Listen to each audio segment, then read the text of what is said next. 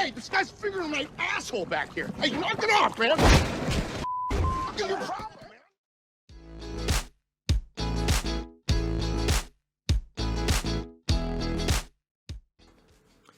As some of you who know me in real life may know, I've played a bit of Siege before, and actually enjoyed it. The thing is that I don't anymore. Playing this game now feels like I'm intentionally driving nails through my hands because I don't have anything else to do. I've got my problems with Siege, and I outlined some of them in my previous video on Apex Legends, but I'm going to be going more in depth today as to why these issues annoy me. And it's not only me, a lot of players, both pro and casual players, are leaving Siege in favor of other games, and I'm going to try and explain why. I'm also going to try and outline why I believe Siege can't really stay alive as a competitive game if there aren't any changes made. So lube up, because I'm going in tonight!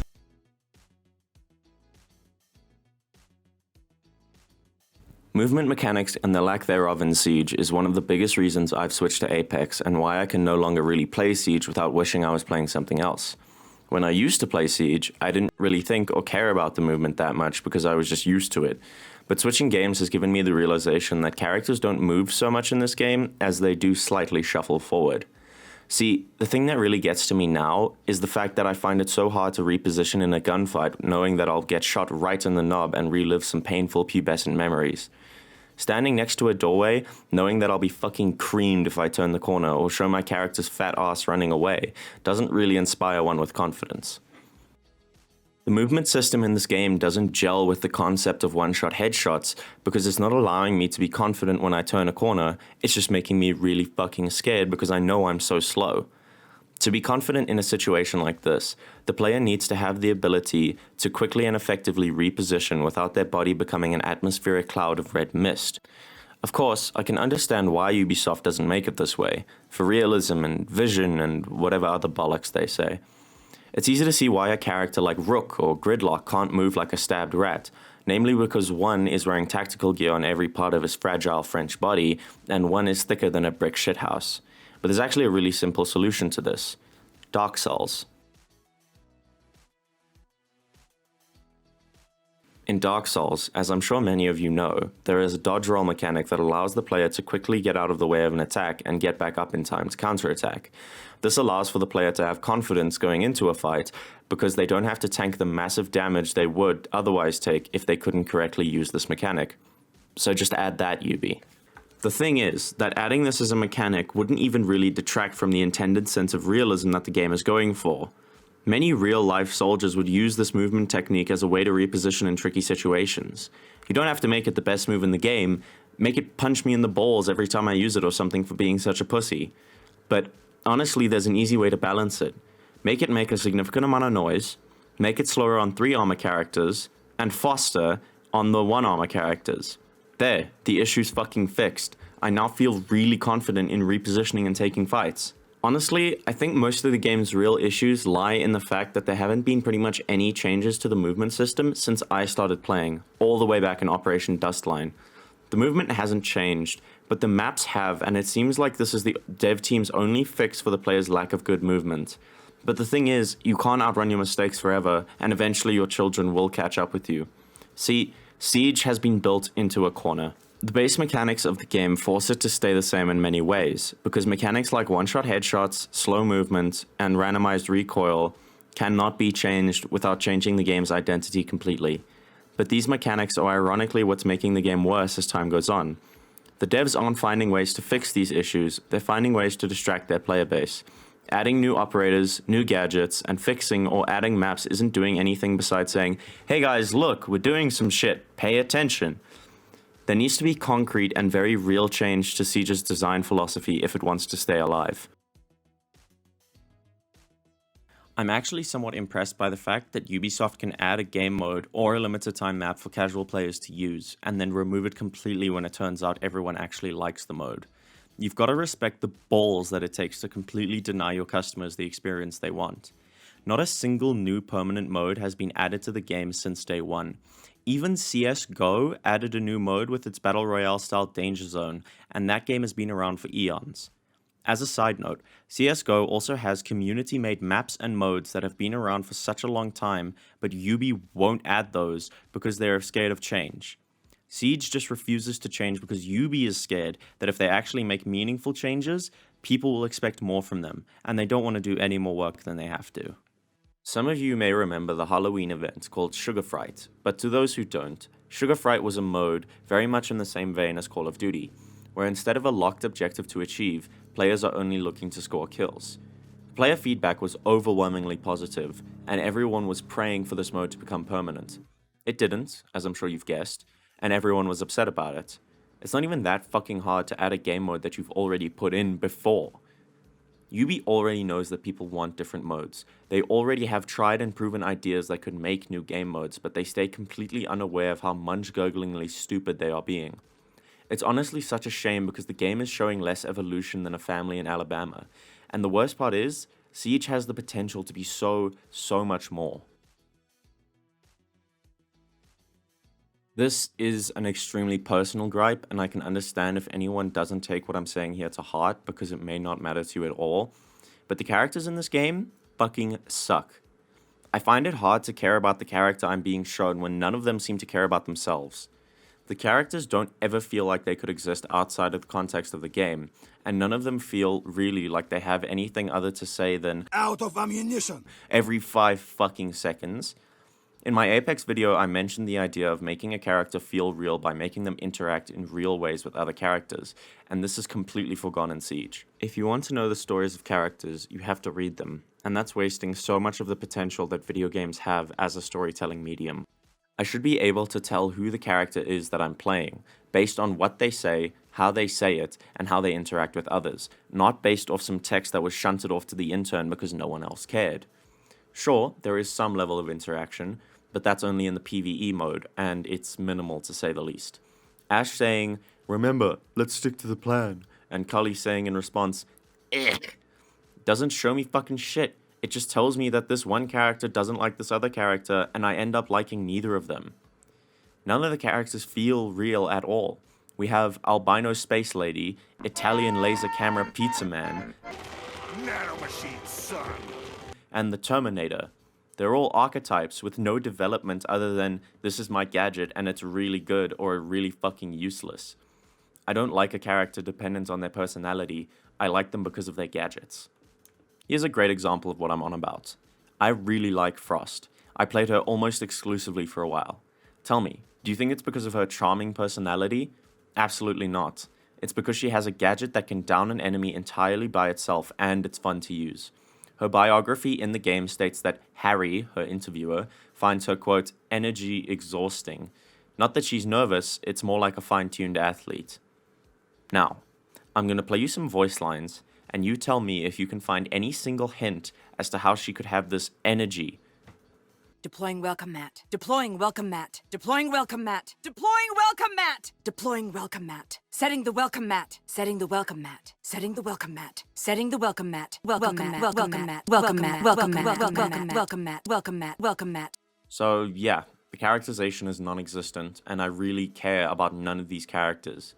Making each character have responses to other characters and voice lines dependent on the team composition makes me care much more, because I can tell each of them has a life outside of their current context. That is what you need to try and achieve when writing a story for characters. If you've ever wondered why so many people make videos about the lore of Dota or Overwatch and not the lore of Siege, you now know why. These are complete non-characters and their lore doesn't matter at all. All the characters are complete memes, because what else can they really be? In other games, there are memes about the characters, but none of the characters are memes in and of themselves. Tachanka is only known as the Lord because of his old reputation of being a complete garbage pick in the meta. Snapfire is not great in Dota's current meta, but isn't characterized by it because she still has a personality that defines her in other ways, namely that she rides a dragon and bakes cookies and is old. I'm now going to show you some clips of me playing Siege from before I started religiously playing Apex, and clips from after I became addicted to it. Here, you'll be able to see that my enjoyment of Siege went down tenfold when I realized I could be playing Apex instead. A great analogy I was given to use in this case is, quote, it's like you've been driving a Toyota Corolla for years, and you've never seen a problem in it, but then you drive a Mercedes S-Class, and all of a sudden you can see every single flaw in your Toyota.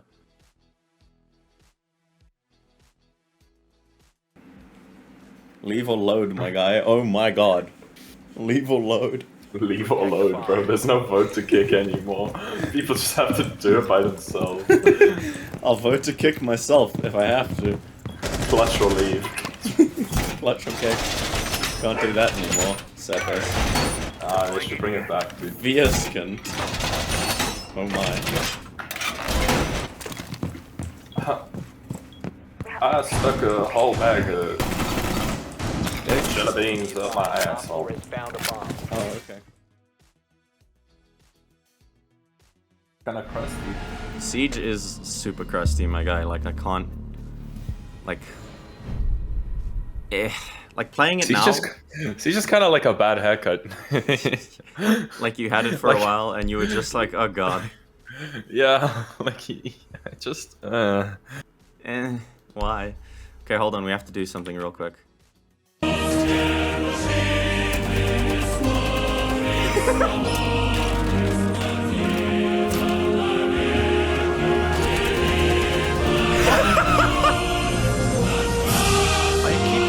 People to move so much faster than they do. I know, right? You'll see, look where the bullets go. I know, you're like, oh my god, I gotta, like, switch up. But the thing is, strafing in this game is, like, so much worse. Yeah, like, it's so slow. I genuinely hate it. The only nice thing is that when you're ADS, it's the same speed as when you're not. You know not what? that it was fast to begin with. Do you think there's a sign language national anthem? That's such Just yes, you gotta go. Right. This is Gordon Ramsay. Right. Right. That was such a stupid fucking question. I can't believe I even asked that. Bro, you think with people with sign language can read? Do you think As you can probably tell, I had a lot more fun when I wasn't taking Siege seriously at all. We were ripping on the game, we were just talking about it like it didn't matter at all. And we were having so much more fun than when we took it seriously. And it underlines the fact that Siege isn't a fun game anymore once you realize that there are so many other alternatives out there. Sure, Siege can still be fun, but I found that I can barely take it seriously now. I can't have fun when I'm trying to take the game seriously at all. When I play anything else really, I can have fun both when I'm taking it seriously and when I'm just fucking around. It's like this. Siege is a game I don't care about and don't want to get better at. Dota is a game I do care about but don't want to get better at, and Apex is a game I care about and want to get better at. And I found it's really hard to care about any game that throws me into a match, lets me play 5 seconds, and then I get instantly sniped from the top of a building by a man who hasn't seen grass since he was 5 years old.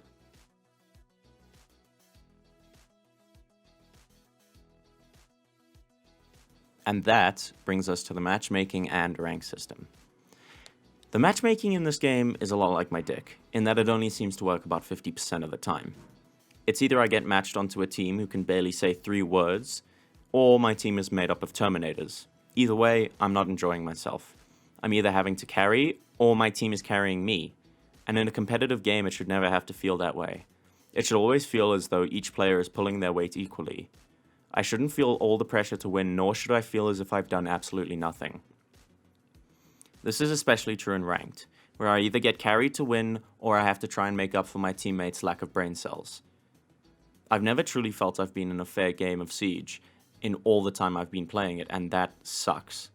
Staying on the point of ranked games, you may remember that I said this game uses an outdated system to measure a player's ranked, based on the team's merit. What's even worse is that it's inconsistent. In Dota, the rules for gaining and losing MMR do not change. They are extremely consistent. In Siege, the rules seem to change for absolutely no reason. When you first start playing the ranked system, a win or a loss will win or lose you 100 or more MMR. The more ranked you play, this number goes down exponentially. It makes no sense because you are disincentivizing playing ranked. You are saying to the player, do the best you can in the first few games, then stop playing to keep your rank high. And then also saying, if you do terribly in the first few games, give up because it'll become almost impossible to get a better rank. It's so ass backwards and infuriating. At least I can take solace in the fact that this will never be changed because Ubisoft would rather eat glass than do work. If they simply adopted an individual merit system, the ranked system would be infinitely less frustrating. I don't want to play a game where I either have to rely on my teammates to carry me, or where I know I'm going to lose because my team has potato brain.